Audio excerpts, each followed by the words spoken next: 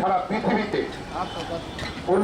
NTV অনলাইনের কুমারখালী খোকসা প্রতিনিধি মিজানুর রহমান নয়নের বিরুদ্ধে মিথ্যা মামলার প্রতিবাদে কুষ্টিয়ায় মানববন্ধন করেছে সাংবাদিকরা। আজ বেলা 11টায় কুষ্টিয়া প্রেস ক্লাবের সামনে সাংবাদিক অধিকার পরিষদ কুষ্টিয়া জেলা শাখার আয়োজনে অনুষ্ঠিত উক্ত মানববন্ধনে কুষ্টিয়া প্রেস ক্লাবের সভাপতি আল মামুন সাগর সহ জেলায় কর্মরত সংবাদকর্মীরা উপস্থিত ছিলেন।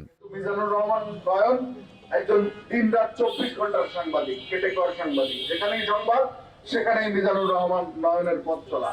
আজকে অত্যন্ত পরিতাপের বিষয়, সংবাদ প্রকাশের জের ধরে আজকে 2018 সালের ঘটনাকে টেনে নিয়েছে ফ্যাসিবাদের তকমা দিয়ে মিজানুর রহমান নয়নকে আওয়ামী লীগ বানিয়ে আজকে মিজানুর রহমান নয়নের নামে মিথ্যা মামলা দায়ের করা হচ্ছে।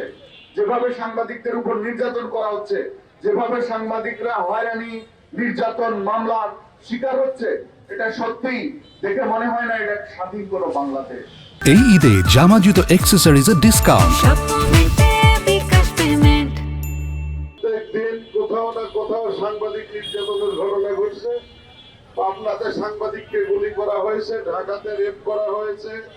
তো আমরা জানি যে মিজানুর রহমান নয়ন ভাই, আমরা যারা বিভিন্ন গণমাধ্যমে কাজ করি, যে ওনার যে কাজের প্রতি যে কন্ট্রিবিউশন এবং কাজের প্রতি ওনার যে একনিষ্ঠতা, ঝড় হোক বৃষ্টি হোক, আমরা দিন শেষে যারা প্রিন্টিং মিডিয়ার কাজ করি, তো তারা আসলে তার ইমেল কখন আসবে এই জন্য কিন্তু অপেক্ষা করি এবং প্রত্যেক দিন তার ইমেল থেকে আমরা নির্দিষ্ট কিছু ফিডব্যাক পাই।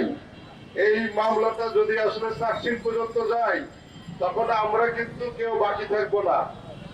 এইটা সাহস পেয়ে যাবে আমাদের উপরে এইভাবে 12-8 গল্প দিয়ে মামলা করতে। নতুন একটি বাংলাদেশের জন্ম হয়েছে, সেই বাংলাদেশে কোনো বৈষম্য থাকবে না। কিন্তু আজ আমরা দেখছি পদে পদে সাংবাদিকরা কুষ্টিয়া থেকে সারা দেশে নির্যাতনের শিকার হচ্ছে। কোথাও ধর্ষণ, কোথাও গুলি করা হচ্ছে, কোথাও সংবাদ সংগ্রহ গেলে হাত পা ভেঙে দেওয়া হচ্ছে। এই নির্যাতন কবে বন্ধ হবে? আমরা বিগত আমলের যে সাংবাদিক নির্যাতনের চিত্রগুলো দেখেছি, তার সাথে বর্তমানে কোনো পার্থক্য পাচ্ছি না। আমাদের কিন্তু এটা আশা ছিল না, নতুন বাংলাদেশে সবার অধিকার সমান থাকবে।